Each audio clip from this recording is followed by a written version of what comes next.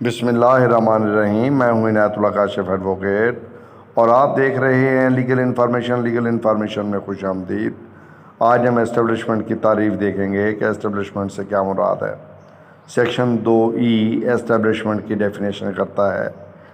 Establishment میں شامل ہے clubs, hostels, organisations, mess not maintained for profit or gain, and establishment includes hospitals for the treatment of sick, infirm, destitute or mentally unfit persons، وہ بھی اس میں شامل ہیں۔ ایک کنسٹرکشن انڈسٹری، وہ بھی اس میں شامل ہے۔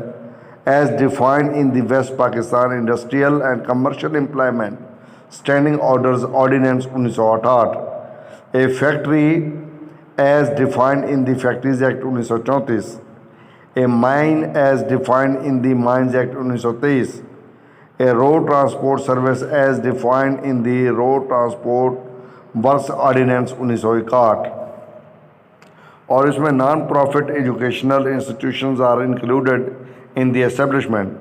سکول ہو گئے، وہ بھی اس کے اندر شامل ہیں، چاہے سکول منافع کے لیے چلائے جا رہے ہوں یا نہ چلائے جا رہے ہوں، وہ بھی اس کے اندر شامل ہے۔ ٹھیک ہے، اسٹیبلشمنٹ کی ڈیفینیشن میں وہ بھی آئے گا۔